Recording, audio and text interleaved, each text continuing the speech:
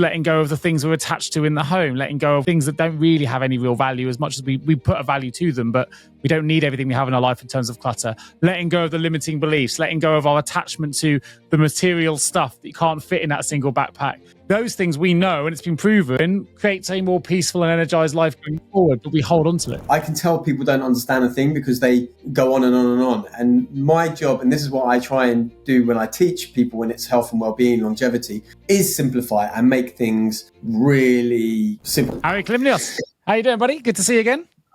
Yeah, nice to see you. Afternoon on a glorious day here in the UK. I hope it's sunny where you are. Yeah, it's a glorious day, mate. It's my daughter's sweet 16th birthday today. It's the 7th of July, if you're listening to this. So this will be coming out probably 2 weeks after we've recorded. So, well, now probably the end of July, early August when you're listening to this. But we're recording on my daughter's 16th birthday, 7th of the 7th.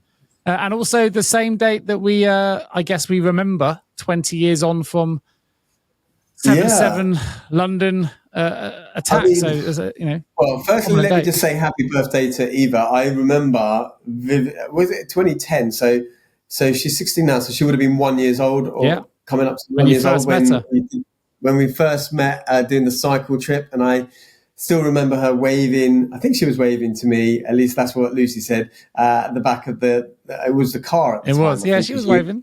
Yeah, little pink hat on, little pink bucket hat in all the pictures. And I think the last time I probably saw her, I'm not sure. Maybe I saw her when I came over in 2018. But anyway, either way, that's a lifetime ago. So do send her my best.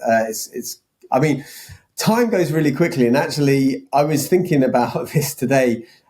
I looked at the date and I saw it was 7/7. I didn't realise Eva was born on the 7th of July. But I remember exactly 10 years ago today, which was 10 years after the 7/7 bombings, because I remember distinctly writing a blog post on Facebook, which I have since found and reposted today. But I was going through a bit of I was in the shower, I think. I was feeling a bit lonely, feeling a bit depressed. And then I realised what the date was. And I realized that, at the time, reading back at the post, my girlfriend had just left me. I bust my knee. My flat had some issues. Someone had put a brick through the window. There's all things that were going on. And so I was feeling a bit, woe is me. And then I remembered the date and I was like, oh, it's 7th of the 7th. And I remembered exactly where I was 10 years prior, which was actually in Liverpool Street where the bombs went off. I was just round the corner and I was working at the London Stock Exchange. And I remember we had to mobilise and I was one of the first ones into the recovery site in Canary Wharf and had to set up the recovery site, which I had no idea how to do, like put all the machines on and everything. And I remember thinking, well, I mean, my life seems a little bit low at the moment, but what about the 52 people that lost their lives 10 years previous and were not going to have the 10 years that I had? And then I went on to list things I'd accomplished in the 10 years from 2005 to 2015, like writing a book, doing online courses, Kilimanjaro, Everest Base Camp, all these bunch of things. I thought it was a good point to reflect. And then I realized the date today and I was like, oh, wow, now 20 years has gone. We can get very easily caught in our own funk, can't we? That's the reality. And we talk about comparison being the thief of joy, but sometimes it's good just to use Michael Neal's idea of, what level of the glass elevator are we looking at the world through? Are we at floor one, or can we raise the elevator level and look at the world through a slightly different, broader view than just our own shit, And I know our own shit is what we deal with day to day, but there are bigger things going on in the world and bigger things to remember. Although I then heard something which kind of contradicts that in a way, which I still kind of like as well. So yes, no matter how bad your life is, there's always someone having the worst time or better time or whatever. But also at the same time, and I've mentioned this before on the podcast, where we say the worst thing that's happened to you is still the worst thing that's happened to you. Yeah. And because it's all relative to your own experience. So if you've gone from a 5-bedroom mansion to living in a 2-bed flat, because you've lost your £600,000 a year job and now you're only earning £50,000 a year, someone else, for sure, is going to say £50,000 a year. I would love to earn £50,000 a year. But it's still really bad for the person that's earning the 600,000 to go to the 50,000. So it's all relative at the end of the day. We talk about relative a lot. Yeah. The universe. But also, when it comes to the bombing and, your daughter's 16th and all of these things, it's about, I think, also reflecting on what's important. And I think that's also why I wanted to talk about today, which was totally, like, in a way unrelated to the 7-7, but I think ties in, was because at the weekend I was moving lots of things in Brighton, and I had to move it into the garage because I'm moving a bunch of stuff out. And and even in Brighton, I hardly accumulate anything because I leave it ready for Airbnb, but there was still a lot. It took me all day to just move bits and bobs. And I was thinking to myself how we accumulate just so much stuff, and how much of it is really necessary, and how easy and nice it is to live a minimalistic lifestyle and you maybe just have one backpack. And the reason it ties into everything that we're talking about, from like your daughter's birthday to 7-7, is because it's about identifying those things in your life which are the actual important things, right? The precious things. It's not, the argument you had about who cleaned the dishes, right? When you've had a bomb go off like round the corner from you, or your daughter's about to, I think, go on her first adventure by herself. She is, mate. I've got to take her to the airport at 3 or 4:30. I've got to be there from about 4 a.m. in the morning on Thursday at Heathrow. Yeah, I think it's 3 hours before the flight, but they want them because it's a big group of people going out. So I've got to get there early. So that's going to be an interesting day and night for me. But she fair play to her. She's an adventurous girl, and she's off to Costa Rica for a month to do some conservation work. She can do a paddy course, can help build a school, and do all these wonderful things. And there's no doubt in the world, in my mind, that this will change her in some way, hopefully for the better. It's going to see other cultures and go and adventure and experience life at 16 years old. I think it's a real celebration. Like today, I couldn't be prouder, but it's also that it's tinged with that sadness that she's getting a little bit older, which is, while I want to celebrate it, it's also know that at some point she's going to leave the nest in the next few years. And although I couldn't be I am really, really proud, I couldn't be proud of her. That's that bit, which I think is really important. I spoke to a really good friend of mine. I don't think he has caught up with the latest episodes yet, because I introduced the podcast to him recently. One of the coaches I do grassroots football with, but he turned 38 last week. But he didn't tell anybody. He told me in the car, and I was like, well, we would have celebrated that. Like, we got all the kids, the coaches, and he was like, no, I just don't like celebrating. I was like, for me, it's really important we celebrate the moments in our lives, because as we all know, it can be taken away in an instant, and we don't know what's around the corner. And I think, why not take the opportunity to celebrate more? Celebration is usually, you associate celebration typically with fun, with happiness, with smiles, with excitement. Not always, but mostly. And I think that, why would you, not allow yourself to have that opportunity just to celebrate and let other people celebrate that with you? He was like, yeah, I get it. I just, I don't like being in the limelight. I was like, I know, but it's just, for me, it's a mistake. I can kind of play devil's advocate on that, because I flip-flop with celebrations and birthdays. Like, I remember traveling once, and my 23rd birthday, no, it would be my 23rd or 24th. I was on not Fraser, I think it wasn't Fraser Island. It was one of the other islands, but Magnetic Island off the coast of Australia.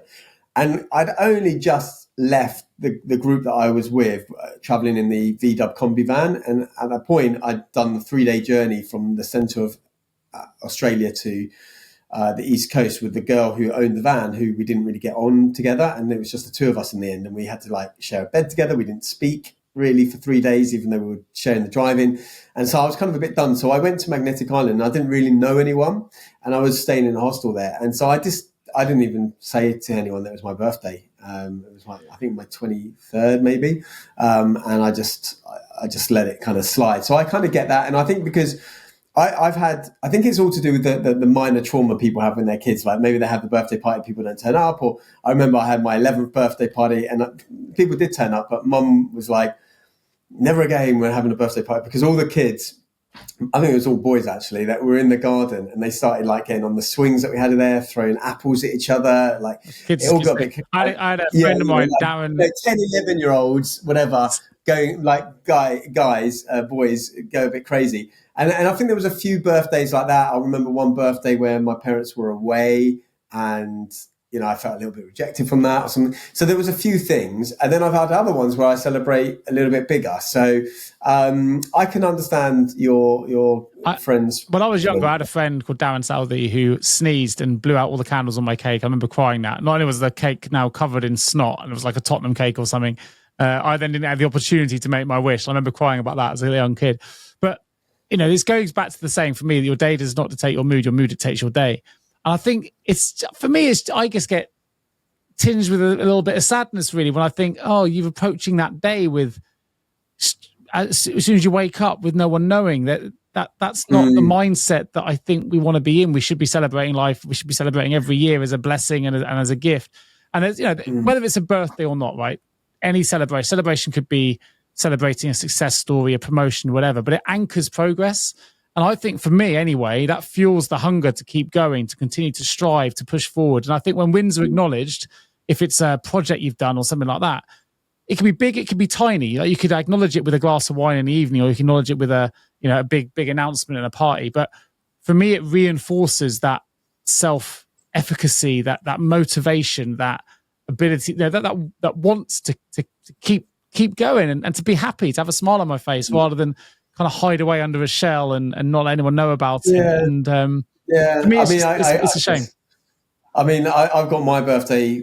Well, yours is coming before, but I've got my birthday as well soon after yours. And I think, I don't know, you get older as well. And I'm like, am I celebrating 48? I mean, I feel like kind of crazy. However, if you were suddenly hit with a life affliction and you were suddenly realised that you were given a time, but like my dad was given, right? He was given a time period of 3 months. I know. And you end up making it nearly 3 years. You celebrate every birthday at that point. Of course. And I think so it's a mindset. Like, I remember for one, now Matt Hancock during the COVID, I thought was generally a clown, and since even more of a clown. But I remember one thing he was talking about at one point, where he was talking about how everything was closed and he was trying to get things open, and the phrase he said something about to enjoy the things that make life worth living, right? Like going to the theatre, going to the concert, doing all these things. And that kind of stuck with me. And I was thinking, because back in the day, I remember, I think maybe I was watching like Neighbours years ago, maybe 30 years ago, and they would celebrate. There'd be always something going on. And always something would go wrong for everyone. And then my older sister, she's really big on doing things for their kids, like the Halloween. It's very Americanized now, Halloween, it seems, in the UK. And I used to think, well, she makes a big deal out of all this stuff. And then I remember as kids, we didn't have a big deal made on these things. And I thought, actually, you know what? It probably is worth doing these things, because otherwise, what are you doing? You're just living like a flat line of life, right? And so these celebrations, be that the birthday, the bank holiday, the whatever, they do make life worth living. That's the whole point. So I am actually in agreement with you on that. We should probably celebrate more. I think it's easier when you've got a family and you've got. There's a mindfulness element to this, though. I've got a real fascination with the concept of fear, and I try and research and work my ways around this concept. But you mentioned earlier that you've got certain micro traumas, mini traumas. We talked about big T trauma, little T trauma in a previous episode, with things at parties and birthdays that may be impacting your ability to celebrate in the way that you perhaps could if those things hadn't happened. But then we also know, we've talked a lot on this show with Hawkins's book as well. He talks in the book Letting Go, that letting go also creates freedom. So if you can let go of, and it's interesting, this does link with your single backpack, because it's not just letting go of what's our mental clutter, it's also letting go of the things we're attached to in the home, letting go of what we, things that don't really have any real value, as much as we put a value to them, but we don't need everything we have in our life in terms of clutter. Letting go of the limiting beliefs, letting go of our attachment to the material stuff that you can't fit in that single backpack. Those things we know, and it's been proven, creates a more peaceful and energized life going forward, but we hold on to it. I was looking online, some research, and there's a bit of research on exactly this idea of minimalism and letting go of clutter. A landmark UCLA study, Life at Home in the 21st Century, found that mothers in cluttered homes had higher levels of cortisol. Now, it's hard to have an uncluttered home if you've got kids, I've realised, whenever I'm around my sister's houses. But the more stuff they had, the more stress they felt. And I feel, honestly, and my sister, if she listens to this ever, is going to hate me for saying this, but I do feel elevated levels of stress a lot of time going into their house, because there's just stuff everywhere. Now, they've got a 18-month-old who has the habit of just picking things and throwing things. And yesterday, she had a glass of water. Now, she's been given a cup of water instead of one of these sippy cups. And she just decides to tip it on the floor just to see what what response would happen. So I get it. It's really hard. But also psychologists argue that clutter adds to cognitive load, right? So the amount of mental effort, and I realize this, and this is why I talk about this in the book that I'm releasing. When you have an uncluttered space, an uncluttered desk, right? How your outside space is often reflective of your inside space. And so if you have clutter everywhere else outside, you've probably got clutter in your head. And it can lead to things like decision fatigue, right? Famously, people like Steve Jobs, Mark Zuckerberg used to minimalize their wardrobes to reduce that mental fatigue. And I say that that's a really good thing to do. Try and take decision making out of it as much as possible for the everyday things so that you can make better decisions for more important. We're segueing into the world of accumulation, but it makes sense. I don't know if anyone's read Designing the Mind by Ryan Bush, but he talks a lot about happiness and there's researched this as well, but happiness very much lives in virtues, not accumulation, right? So it's not about having more, it's about embodying the virtues and living in alignment with your values. That's what brings us to happiness in inverted commas, right? So your beliefs, I know we've talked about beliefs and lie being in the middle of it, but your belief determines your actions, but it's your actions that determine your results. And sometimes we mask it with buying stuff. Interestingly, if you use Eva's birthday as an example, I felt almost a little bit nervous. We both did. Me and my wife sort of met last night to talk about what we're going to give my daughter for her birthday. Both going, there aren't many presents. Like, you feel like now in the society we live in, you need to come down to a whole kind of load of like wheelbarrow full of gifts. But the reason they're not there is because we've done it through experiences this year. I took her to Tyler, the Creator. It wasn't an inexpensive concert. And that's what she wanted. She didn't want a material item. She wanted an experience, which I love because, my mantra's always been life is about stories. And we've created one. And then we gave her a picture and it was lovely. She said it was a picture actually of her performance in Six, which is a musical. But before she opened it, she said to me, "Oh, is this a picture of you and me at Tyler, the Creator?" I was like, "Oh, little thing. I wish it was a little bit now." But no, but that was nice because she was able to connect the experience to the gifts in front of her. But there were no really expensive presents in front of her because from us, she'd already had it. She had it through an experience. Yeah. And actually, it was quite nice. There's a little bit of that on reflection. It's quite nice. And she fully understood it when we came in. And I wouldn't swap that story that weekend with her in Birmingham, experiencing that concert for any gift. And it's not my birthday, it's hers. Speaking of birthdays, so a while back, it was my niece's birthday. And I've been really bad with getting gifts the last bit with my nieces, but I don't really like getting gifts, if I'm honest, because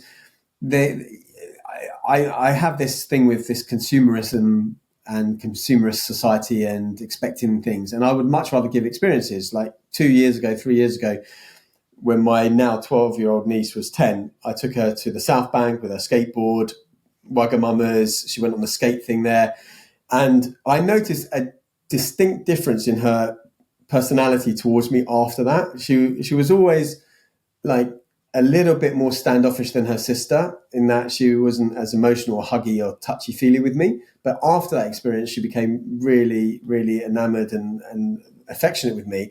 And she still remembers to this day. And last week I was at the Brighton Pier with my another niece who is 11, but it was her birthday in February. And again, I hadn't got her anything. And she really wanted to go on all the rides they have at Brighton Pier. And normally we've got a cousin who works in the accounts department somewhere, and he has given her free tickets before, but he's now left that job. And their tickets are expensive, actually. They're more expensive than Alton Towers and Thorpe Park and places like that, even though it's Brighton Pier. And I was like, I don't really know. It's quite pricey. It was going to be like £64 or something like this. And she was really good. She was like, look, I just want to spend time with you and it's all going to be good. And then I was thinking to myself, you know what? Firstly, I managed a workaround in that I could get 2 for the price of 1 being a Brighton resident, which I didn't realise before, but thanks to ChatGPT, I got to find out. And bonus. Then I thought to myself, you know what? I have that play fund. I can't remember. I think we've talked about money before, the money buckets. And that money bucket is just meant for fun. And then she would also probably remember this experience for a long time. Now, to be fair, a large part of the reason why I didn't want to do the thing was not the expense, but more the fact I've not been on rides for 30 years. I mentioned I just get seasick now. I just get motion sick. Honestly, I was like, The first ride I did, it was this weird bouncy thing, and my stomach was going up into my neck and back. And then we did one where we went like upside down, like your Top Gun Maverick sort of thing. And to be fair, after the first round of rides, and we said we'd do unlimited rides, so we did pretty much everything we could, it did get easier. And I always say to my nieces, practice makes progress. And so I did progress. So the second time we went, this too shall pass. The season it'll pass. Well, hopefully it wasn't. What was going to pass was my lunch. Yeah. I think luckily I hadn't eaten anything before. I came off and I was like, I'm done. We did about 2 hours. But the point is, it was an experience. And I said to her, this is going to be your birthday. She goes, oh, I don't really need a birthday present anyway. She's only 11. And she's like, I don't really need a birthday present. Just hanging out with you is fine. But I was like, well, this is going to be your birthday present. This is the experience. So I'm all for experiences, and study after study will show us that experiences make us way happier in the long term. Like life is about stories or something. I've got it written here in 3 frames that my wife framed up for me for a previous birthday. Just life's about stories, and I've kind of lived by that mantra for a long time. But we also know, although this is contradictory in terms a little bit for anyone that knows me, because I do have a lot of stuff, shall we say, and I do hoard stuff. I have a lot of hobbies, so I have kit for all sorts of things. However, studies will say that minimalism enhances emotional energy. And so to put that into context for those that aren't familiar, or what does this mean? It's the idea that if you can afford 10 Ferraris, the 10th one does not give you the same level of enjoyment as that first one would. So there's that element to it. So when you get your first and you've worked on a journey to achieve that thing, it's amazing. It really have a huge emotional response to that thing. But the next time you get the same thing, it's not quite the same. So if you're constantly getting hundreds of gifts, the next birthday, it's not going to feel, it's just going to feel, oh, it's another, you want to enhance and build it. But there's a concept here, which I was thinking about when you were talking, and you mentioned earlier about the minimalist wardrobes for the entrepreneurs of this world and how they would take it around. There's a coaching concept of when you say yes, what are you saying no to? But you can reverse that. But when you say no, what are you saying yes to? And the more you say no gives more value to your yes. So like if we go shopping now, I've talked about this on the previous podcast, if something's not a hell yes, it's a no. So if I see a top and it's 30 quid, I quite like it, I'm not too sure. It's like my wife will say, is it a hell yes? I'm like, well, no. She goes, then it's a no. So let's only buy things you really know you're going to commit to. That's the first thing. And it can save you a lot of money, by the way, because we have these conversations and I'm going to stop buying the things that you wear once and you go, actually, I don't fancy it. There's always something else I prefer in the wardrobe. I think I could use your feedback on the minimalist wardrobe myself. There's lots of things in my wardrobe right now where I could say no to. Here we go. But if I was to do it, I'll come back 2 seconds. If I was to do it, of course, I would then only be left with the yeses. So this is a process that we can all do as listeners, but we don't necessarily. I came across this in my research for today, and I'm not doing it myself personally, but there's a lady by the name of Courtney Carver who has this thing called Project 333. Okay. And she minimalized her wardrobe to just 33 items. I think the last 3 is to do this for 3 months, something like that. So have a look at this. And that included items like jewelry in there and shoes and things like that. I don't know, but I do feel that when I go away sometimes traveling, I normally just take 2 of everything, like 2 t-shirts, 2 shirts and so on. And I do feel good and obviously you have it so that the colors are things that you can mix and match. Sure. So you actually have several outfits, but it's so freeing not to have to choose things. And I'm going through my wardrobe at the moment and thinking 80% of my wardrobe I wear 20% of the time, 20% of my wardrobe I wear 80% of the time. And so I am thinking about doing a full declutter as I move things back and forth between London and Brighton and just having less in both places.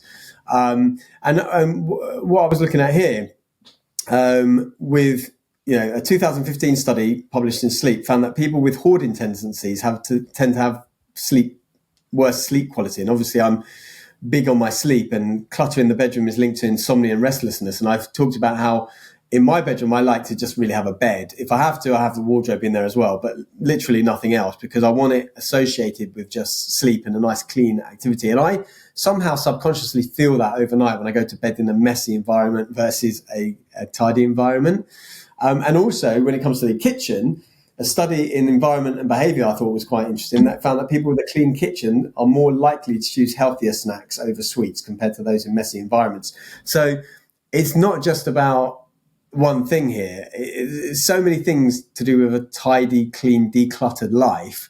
How you do anything is how you do everything. One of my favorite phrases from Zen Buddhism. And I think it applies in this context as well. Is you've cluttered space, you've probably got a cluttered mind, and cluttered minds are easier to probably influence or sway or whatever else. So I don't know. I'm kind of big, having had to move house 3 or 4 times in the last few years, big on getting rid of as much as possible a lot of the time. It's not just items, is it? It's the distraction. It's like we talk about the weapons of mass distraction, right? And it's like a lot of stuff out there about digital detoxing, but you can define the word weapons. It doesn't have to be your iPhone. It can be just going into a bedroom, as you said, that's just so cluttered. You're distracted by it. And we all know that mindfulness or mindful success, and this is called mindful pass, is really consciously choosing where you place your attention. And if you walk into your bedroom and your attention is distracted by clothes on the floor, washing needs to be doing, you can't rest in quite the same way. No, and spiritual traditions have talked about simplicity being associated with spiritual clarity for eons, and letting go of material attachments frees you to focus on deeper meaning, deeper purpose. Otherwise, you're going to be distracted with the things that really aren't that important. And talking of spirituality, what's his name? Thich Nhat Hanh, the Buddhist monk that has written quite a few books, advocates for mindful living and simplicity. His Plum Village community practices intentional simplicity, few possessions, simple routines as a foundation for their spiritual practice. So I think, there's a reason why Jesus went and stayed in a cave for 40 days, 40 nights, and, do these things, because it allows you to have a connection somewhere else where you're not tethered with all the other things. To take it 360 back to Eva's birthday, she's going to go to Costa Rica on Thursday. I'm sure she'll have her iPhone with her, but they've already said in the information, you're going to have limited access to Wi-Fi, limited access to phone. She's going to have only one digital item that can distract her, which would be her phone, which won't be on her person when she's scuba diving or doing those kind of things. So I'm quite excited to see how she adapts to that. I think it'll be a real good thing to just have that detox from all of it, and be it Nate. We talked last episode about the 3 things we can do. She's going to be in nature, and she's going to be grounded in a whole different culture and environment. And there's a real opportunity for her to hopefully also, going back to the winning principle or the celebratory principle of celebrating the wins she has, the micro wins, seeing a turtle under the ocean, or learning to scuba and getting in the sea for the first. She's going to have so many micro wins to celebrate. But I think it's going to be amazing. It's going to, but also it sets a habit. I know you've read it. We both read the book Atomic Habits, right? These things of celebrating micro wins, I think, just sets a positive behavioral change, a positive habit for the future. I'm massive for this. I'm really big on celebrating the small wins, and just taking the opportunity, because life is short. Like, go and, when you do these things, take a picture, celebrate it. I want to see them. I want to celebrate the micro wins all over again when you get home. She's going to have a fabulous time. I think, have you been to Costa Rica before? I haven't. I've been to Guatemala, as you know, but not Costa Rica. Yeah. I think I've only been once. I can't remember if I've been a second time. I definitely went around 2016. So she'll probably have the opportunity, I'm sure, to do it as well. I think it's volcano boarding, where you basically go on like a snowboard, but down a volcano. I'm pretty sure it's down a volcano, and you get loads of stuff in your face. So you need to really have the mask and the goggles and all of that stuff. That was good fun.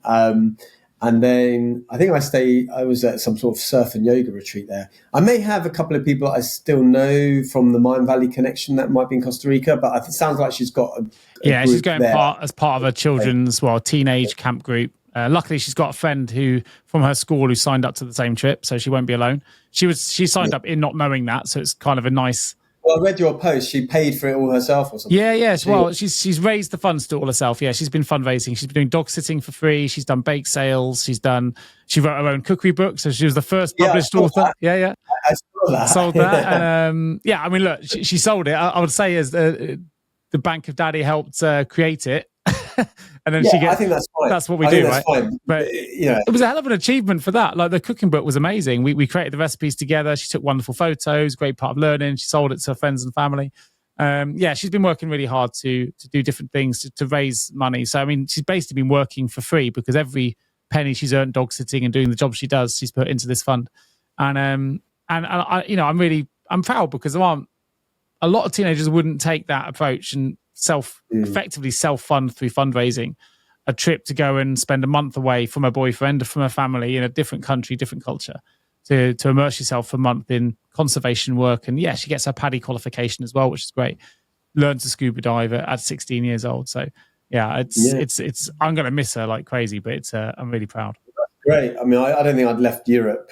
I was very fortunate. I'd travelled lots in Europe, but I don't think I left Europe until I was probably 22, when I went on my big travels, landing in Thailand. And yeah, the Paddy stuff will be good stuff for her. I think I redid mine recently because there'd been about a 20-year gap since I'd last dived until a few years ago. So yeah, she's going to have an amazing time, and fair play to you guys letting her go for a month. Yeah. But I guess she's in an environment where, yeah, it's kind of somewhat controlled. We're signing off the packing list, getting all the head torches ready and all the sleeping bags. And luckily, I've got a lot of that kit from my own adventures, so it's. Well, I would say the golden rule of packing for travels is once you've packed, is you take out half the equipment and put in twice as much money, and that's basically the golden rule. And this goes to the idea, and this is really what got me like passionate about minimal living. Is I do remember when I did travel for 25 months many years ago. My whole life was in that backpack. On the one side, it's quite scary because your whole life is in that backpack. And back then, I was carrying my CV and a floppy disk, and nothing was linked like it is now. Now it's a lot easier because everything's on the cloud and everything else. But the idea of just having everything in that backpack, even when I was traveling for 10 weeks earlier this year, is so freeing. And actually, the next time I go traveling, I had a 55-litre bag this time, but I want to get a 40-litre, 42-litre one. I want to just make it, just see how small I can go for an extended period. Yeah. I've got a 28-litre, which for sure is easy for a weekend or a couple of weeks, but how small a bag can I get for, say, 2 months? And it depends where you travel. Obviously, hotter climates. Funny enough, this links a little bit to our last episode, right? We were talking about we don't need all the gadgets in the world. We can have them, but you don't need them. You can live minimalistically and still get the same benefits of things you want to be, right? Yeah. Yeah, I think that's the whole point, is that we have been taught through osmosis, through seeing other people, that greed is good, as Gordon Gekko would say, or consumerism, or you can have what you want. We're bombarded by advertising, let's be honest. Of course, everywhere, every bus stop, every social media thing you open. And the reality is, none of that stuff makes you happy. Usually, I mean, maybe fleetingly, and it can be used for. I mean, I was thinking this earlier today when I was plugging my electric bike in. Not about the electric bike, but how convenient the plug was close to the front door to actually plug in. And I was thinking, if in my new place it's not like that, I would probably feed a plug there to make life easier. So I am all about using things to make life easier and in a way simpler. And that's the whole point, is that I want it to be simple. I don't want to have to traipse an extension cord to plug my bike in. So even though I'm getting more stuff, it's to make my life simpler in a way, or putting more things in place to make my life simpler.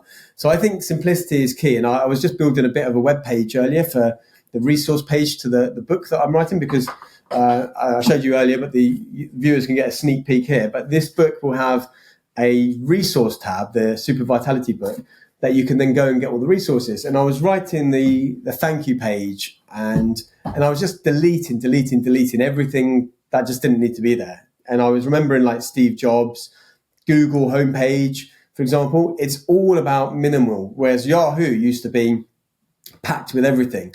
And now Google's gone a little bit weird with the search results because too many things are sponsored, so you have to really search for the thing you want to get to. But the idea, Steve Jobs was all about minimal, lots of white space, clean line. It's how the human mind works, right? I spent the weekend doing my UEFA qualification. So I just got back Saturday and Sunday studying. It was 9 till 5 both days. Well, actually, we finished a bit early on both days, but in theory, 9 to 5. But one of the key coaching points, without suddenly telling everyone how to become a football coach, when you're being intentional with your coaching, is don't overload. So there's a common thing here that football coaches will give too much information, and if you give too much information, you end up retaining none of it. Sometimes it's going simple, be really intentional with the 3 coaching points, the 3 principles of play, the 3 skill, whatever it is you want to do, limit it to no more than 3. Because when you start getting into 4, and I think you've done some research on this anyway, when it gets to 4, 5, and 6, your mind can't retain it anyway, and you end up retaining none of it. So sometimes you have to go through complicated to find simple. So, I realize there's 10 complicated things to thing here. I need to understand all 10 in order to know which 3 principles I'm going to bring to the 4, so that my people I'm teaching how to do a drill or a football element, that they really get to grips with it. If I give them too much and overload them, it falls down.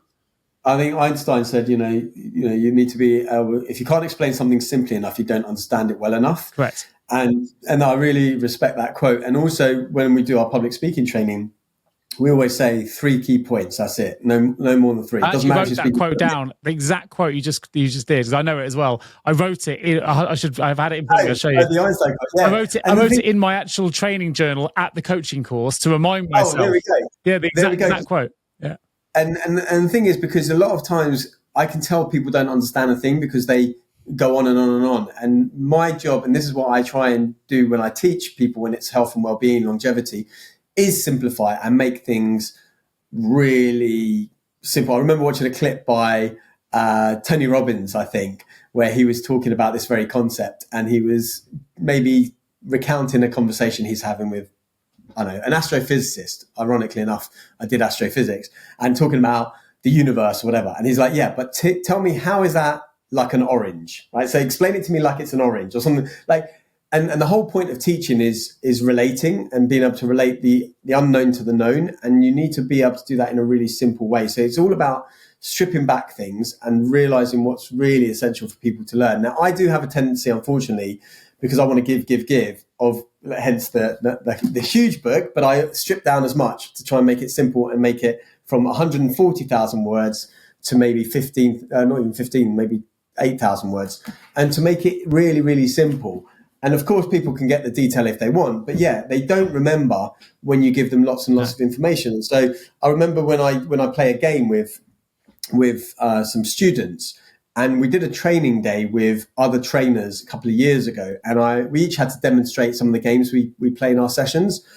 And I demonstrated the game, and it's effectively a game where we go around in a circle, and you say the name of a country, or you say the name of a food item, and the next person has to say something within 5 seconds, but it has to start with the letter that the other one ended in. And if something starts and ends in the same letter, it goes back. And we were demonstrating this. And the one bit of feedback I got, which I really took on board, is to, I can't remember what they called it, but like layer it up. So instead of doing the thing the first time you just go, right, everyone name a fruit or vegetable, whatever, and you go around and people can repeat. Then the next time you do it, you say, right, now no repeats. So if Nick said it, Harry, you can't say. So then you do that. Then the next one is it starts with the letter that one finished in. Okay. And the next one is if it's 2 letters of the same, I've read like sausages, it goes back. And so you do it step by step by step by step by step. And I think that's really, really useful. Yeah. So it definitely ties into that coaching principle. There's a quote, you might know who it's by, but I'm probably misquoting it now because I've used it so many times, but there's a quote that says, stupid people think complicated is clever, but smart people know that simple is clever. Makes sense? I don't know that quote. You don't know. I think I've used it in here before, but it's the idea that sometimes if you don't know something, or we're trying to sound like we really understand a subject, we overcomplicate it to give it, I don't know, we feel like we need to give it more resonance, more, and actually just, the way Einstein would deliver something is really simple to understand. There's a reason we continually quote him and use his work, and it's that simplicity and that clarity. I think about that all the time if I'm dealing with tradespeople, like a roofer or a builder or something, and if they are throwing that jargon in, they're making it complicated, and they're making it so that I, as a customer, can't really understand it properly.